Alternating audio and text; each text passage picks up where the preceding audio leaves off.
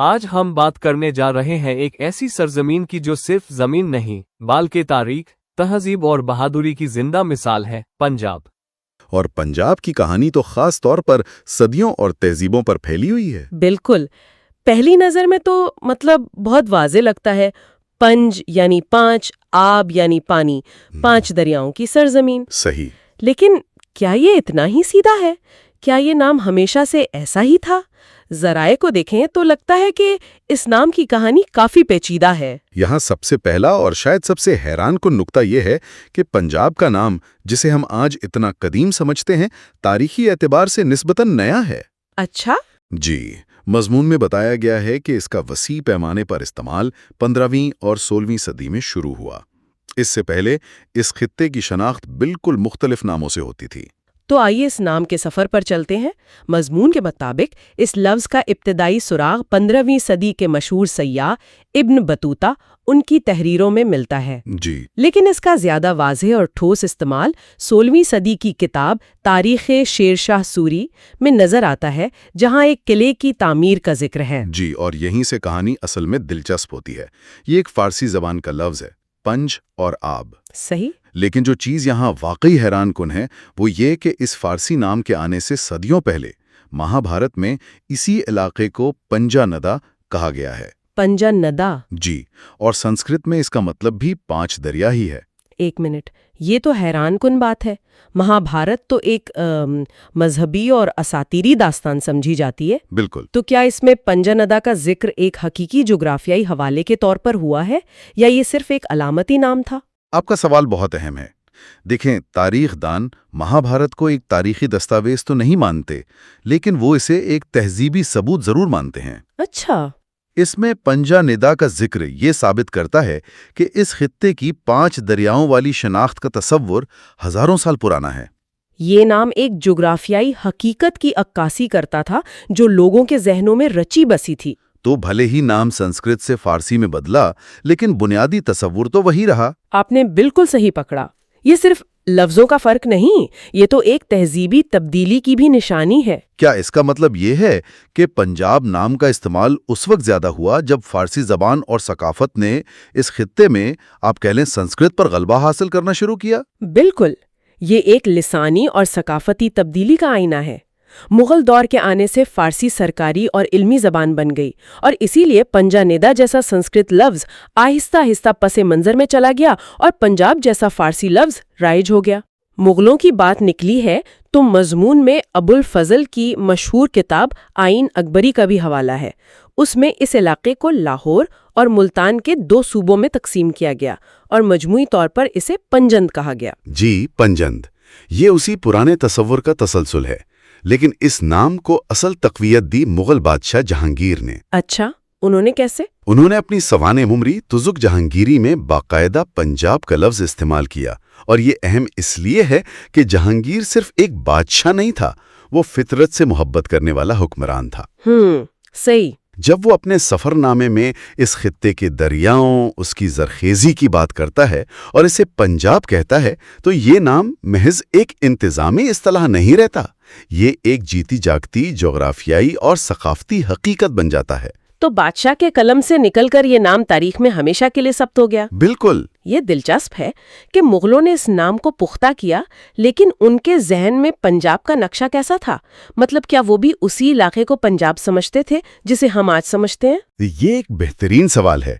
جغرافیائی حدود تو ہمیشہ بدلتی رہتی ہیں، لیکن اس کی سب سے وسیع شکل ہمیں برطانوی راج میں نظر آتی ہے۔ اچھا۔ برطانوی پنجاب ایک بہت بڑا صوبہ تھا۔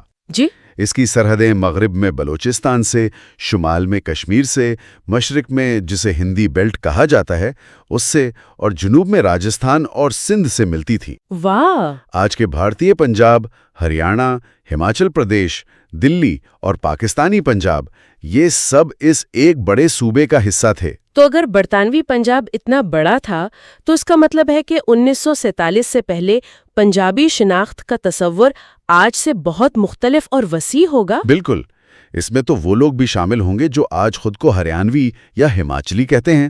صحیح۔ اس وقت کی پنجابی شناخت صرف زبان پر مبنی نہیں تھی، بلکہ ایک مشترکہ انتظامی اور جغرافیائی حقیقت پر مبنی تھی۔ یہ صرف ایک صوبہ نہیں تھا، बल्कि बरे सगीर का गेटवे, इसका ज़राई मरकज़ और फौजी भर्ती का सबसे बड़ा इलाका था। दरियाओं की बात पर वापस आते हैं। पंजानदा और पंजाब तो समझ में आता है, लेकिन मजमून में एक और बहुत पुराने नाम का जिक्र है, सप्त सिंधु। इसका क्या मतलब है? सप्त सिंधु का मतलब है 7 दरियाओं की सरजमीन। 7 दरिया? जी, सप्त संस्कृत में 7 और सिंधु दरिया, ये उस खित्ते का वैदिक दौर का नाम है, जो पंजाब से भी हजारों साल पुराना तस्वुर है। 7 दरिया, ये तो बहुत ही दिलचस्प है। 5 तो आज भी हैं। ये 2 इजाफी दरिया कौन से थे? क्या वक्त के साथ दरिया गायब हो गए? ये एक बहुत बड़ा तारीखी और जोग्राफी मामला है। मौर्रिखीन का ख्याल है कि इन 7 दरियाओं में 5 तो यही थे। छठा दरियाए सिंध खुद था और 7वां एक कदीम दरिया सरस्वती था, जो अब बड़ी हद तक खुश्क हो चुका है। एक पूरा दरिया खुश्क हो गया? ये कैसे मुमकिन है? सरस्वती दरिया का गायब होना एक बहुत बड़ी माहौलियाती तब्दीली की कहानी है। ख्याल किया जाता है कि हजारों साल पहले मौसमियाती तब्दीलियों या ज़मीन में टेक्टोनिक शिफ्ट की वजह से इसके पानी का मंबा ख़त्म हो गया। अच्छा। और ये आहिस्ता आहिस्ता खुश्क होकर रेगिस्तान में गुम हो गया। इसका गायब होना सिर्फ एक दरिया का खात्मा नहीं था, बल्कि इसने पूरे खित्ते की आबादी और तहजीब का रुख बदल दिया। वाह! यानी हम 7 दरियाओं की सरजमीन से 5 दरियाओं की सरजमीन बन गए। ये तो तारीख का एक बिल्कुल ही मुख्तलिफ जाविया है। जी, तो जब हम सप्त सिंधु से पंजाब की बात करते हैं, तो हम सिर्फ नाम की तब्दीली की नहीं, बल्कि एक माहौलियाती तबाही की भी कहानी सुना रहे होते हैं। इसका मतलब है कि हमने नाम के सफर में वैदिक दौर से लेकर मुगल और फिर बरतानवी दौर तक का सफर तय कर लिया है, लेकिन मजमून हमें इससे भी पीछे ले जाता है। जी, और ये शायद सबसे अहम हिस्सा है। ये हमें वादी सिंध की तहजीब तक ले जाता है, जो दुनिया की कदीम तरीन शहरी तहजीबों में से एक है। मिस्र और मेसोपोटामिया की हम असर। बिल्कुल। और ख़ास तौर पर हड़प्पा का जिक्र किया गया है, जो पंजाब के साहिवाल जिला में वाक़ है।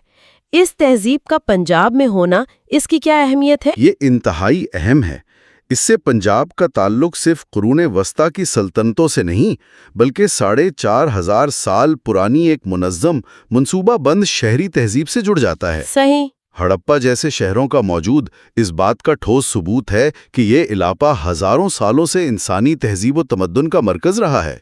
ये सिर्फ दरियाओं और मैदानों की सरजमीन नहीं, बल्कि दुनिया के पहले शहरों, पक्की ईंटों के मकानों और ज़ेरे ज़मीन निकासी आब के निज़ाम वाली सरजमीन भी है। एक मिनट, कुछ अभी मेरे जहन में आया है। हमने शुरू में शेरशाह सूरी के एक किले का जिक्र किया था। जी, तारीख शेरशाह सूरी के हवाले से। हाँ, जहाँ पंजाब का लफ्ज़ इस्तेमाल हुआ। मजमून में आगे चलकर ये भी बताया गया है कि शेरशाह का बनाया हुआ ये किला जहलम में वाक़े किला रोहतास है। क्या ये दोनों एक ही चीज़ का जिक्र है? बहुत खूब, आपने एक बेहतरीन नुक्ते को जोड़ा है। जी हाँ, ये वही किला है, और ये चीज़ तारीख को किताबों और नज़रियात से निकालकर हमारे सामने जिंदा खड़ा कर देती है। मतलब ये सिर्फ एक नाम की कहानी नहीं है जो पुरानी तहरीरों में मिलती है। बिल्कुल नहीं, ये एक हकीकी, ठोस, देव हेकल किला है, किला रोहतास, जिसका जिक्र 16वीं सदी की एक तारीखी किताब में मिलता है, और वो आज भी हमारी आंखों के सामने मौजूद है। तो इसका मतलब है कि हम किला रोहतास को देखकर कह सकते हैं कि ये वो जगह है, ये वो सबूत है जिसका जिक्र उस वक्त हुआ जब पंजाब का नाम तारीख में अपनी जगह बना रहा था। ये तो तारीख को छूने के मुतरादिफ है। बिल्कुल, ये तारीख का एक जिंदा सबूत है। ये ऐसा ही है जैसे आप रोम में कोलोसियम को देखकर रोमी सल्तनत की कहानियां पढ़ रहे हों।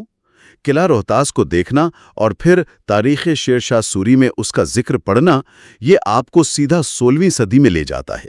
तो इस सारी गुफ्तगू को अगर समेटा जाए, हमने एक सादा से नाम पंजाब से अपनी बात शुरू की और वैदिक दौर के सप्त सिंधु, महाभारत के पंजनिदा, मुगल दरबारों के पंजंद और यहाँ तक के दुनिया के पहले शहरों में से एक हड़प्पा तक की सैर की। जी, और अगर हम इस सब को बड़े तनाजुर में देखें, तो अहम नुक्ता ये है कि किसी जगह का नाम सिर्फ एक लेबल नहीं होता। इसमें तारीख, सकाफत और जोग्राफी की कई तहें पोशीदा होती हैं। सही। पंजाब का नाम हमें संस्कृत से फारसी में एक लिसानी तब्दीली की कहानी सुनाता है। यह हमें एक माहौलियाती तब्दीली की कहानी सुनाता है, 7 दरियाओं से 5 दरियाओं तक। اور یہ ہمیں ایک سیاسی تبدیلی کی کہانی بھی سناتا ہے، وسیع سلطنتوں سے لے کر آج کے منقسم خطے تک۔ یعنی ایک لفظ میں صدیاں قید ہیں۔ یہ صرف جغرافیہ نہیں بلکہ زبان، ماحولیات، سیاست اور شناخت کی تاریخ بھی ہے۔ بالکل، نام شناخت کا آئینہ ہوتے ہیں، اور پنجاب کا نام ہمیں دکھاتا ہے کہ اس خطے کی شناخت کتنی پرابدر پرت، متحرک اور قدیم رہی ہے۔ اس ساری گفتگو نے میرے ذہن میں ایک آخری سوال چھوڑ دیا ہے۔ ضرور۔ مضمون کی توجہ نام اور اس کے ارتکاب پر ہے، لیکن اس سے ایک گہرا سوال یہ پیدا ہوتا ہے کہ اگر کسی جگہ کی شناخت اس کے نام سے اتنی جڑی ہوئی ہے تو پنجابی ہونے کے معنی اور تصور میں اس وقت کیا تبدیلی آئی ہوگی جب اس خطے کا نام سپت سندھو سے پنجانندہ اور پھر پنجاب ہوا؟ یہ بہت گہرا سوال ہے۔ آج کا فارسی نام عام ہونے سے پہلے جب یہ خطہ سپت سندھو کہلاتا تھا تو یہاں کے باشندے اپنی شناخت کیا بتاتے ہوں گے؟ یہ سوچنے کی بات ہے۔